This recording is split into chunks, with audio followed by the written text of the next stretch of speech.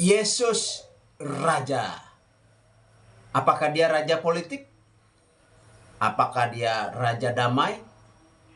Atau apakah dia raja di atas segala raja?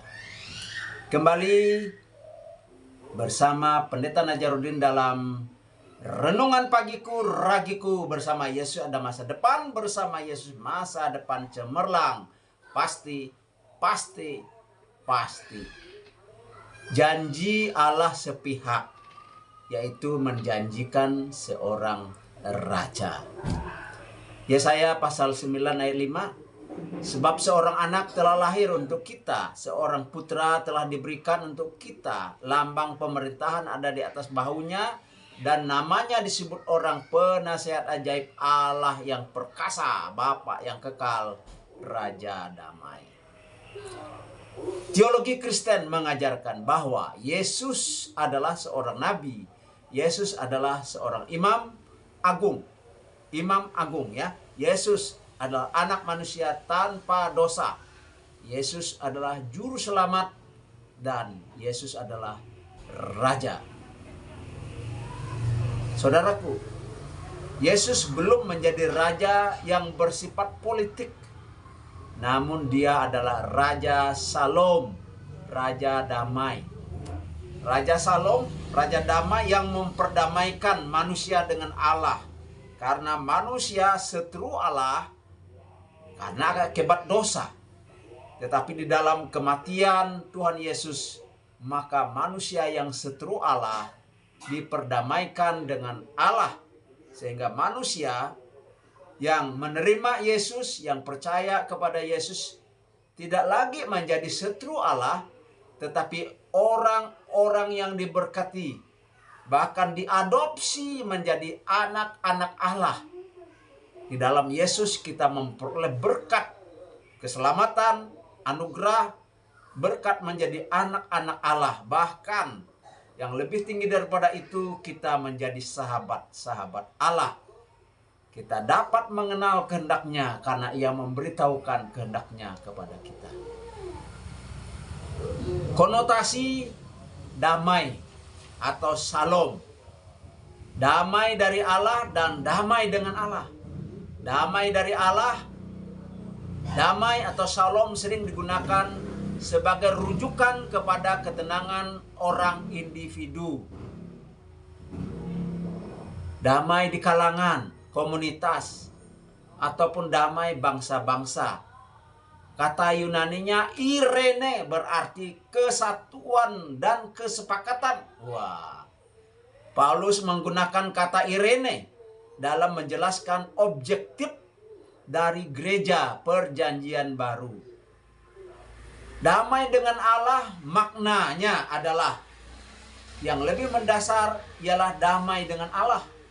Keharmonisan rohani yang datang sebagai akibat dari pemulihan hubungan antara seseorang yang berdosa, Anda dan saya, yang telah bermusuhan, terpisah dengan Allah, diperdamaikan dengan Allah yang dilakukan melalui kematian kemanusiaan Yesus Kristus di Kalvari, di Bukit Golgota, di atas kayu salib. Di dalam keberadaan kita yang berdosa, kita dahulu merupakan musuh Allah. Roma pasal 5 ayat 10. Akan tetapi Allah menunjukkan kasih-Nya kepada kita oleh karena Kristus telah mati untuk kita ketika kita masih berdosa. Roma pasal 5 ayat 8. Oleh karena pengorbanan Kristus kita dipulihkan ke dalam hubungan damai dengan Allah. Roma pasal 5 ayat 1. Inilah kedamaian yang mendalam dan awet di antara hati kita dengan Sang Khalik, Sang Pencipta kita, yang tidak mungkin dirampas oleh apapun di dalam dunia ini. Yohanes pasal 10 ayat 27 dan 28. Dan penggenapan damai sejati ini terhadap karya Kristus sebagai Sang Raja Damai. Saudaraku yang dikasihi dan diberkati oleh Tuhan, yang percaya kepada Yesus Kristus memiliki damai sejahtera Jika masih galau, itu manusiawi. Tetapi kegalauan tidak permanen. Sedangkan damai sejahtera itu sempurna dan permanen. Yang mengusir damai sejahtera kita adalah jika kita berbuat dosa. Kita berbuat salah. Ada timbul rasa salah di dalam hati kita. Dan dosa itu ibarat batu atau sampah atau lumpur atau tanah yang ada menyumbat air di dalam paralon. Nah, sehingga damai sejahtera Allah tidak sampai kepada kita karena ada yang mengganggu tadi, menyumbatnya. Raja damai dalam masa 1000 tahun. Yesus sebagai raja dari keturunan Daud. Dia berjanji kepada Daud, keluarga dan kerajaanmu akan kokoh untuk selama-lamanya di hadapanku. Tahtamu akan kokoh untuk selama-lamanya. 2 Samuel pasal 7 ayat 16. Janji ini digenapi di dalam Mesias Kristus yang akan datang kali kedua, yang juga diberi gelar anak Daud. Yesus adalah anak Daud. Ini adalah raja yang sah. Matius pasal 1 ayat 1. Wahyu pasal 22 ayat 16. Malaikat Gabriel memberitahu bahwa Yesus akan menjadi besar dan akan disebut anak Allah yang maha tinggi, dan Tuhan Allah akan mengaruniakan kepadanya tahta Daud bapa leluhurnya, dan ia akan menjadi raja atas kaum keturunan Yakub sampai selama-lamanya, dan kerajaannya tidak akan berkesudahan. Lukas pasal 1 ayat 32 dan 33. Anak Daud akan menjadi penguasa umat Allah dan juga pembebas mereka. Orang-orang Yahudi pada zaman Yesus Kristus mengharapkan seorang raja politik. Ya, sebaliknya Yesus tidak atau belum mengabulkan permohonan mereka untuk menjadi raja politik. Saudaraku, jadi Yesus adalah seorang nabi, Yesus adalah seorang imam, Yesus adalah seorang manusia tanpa dosa.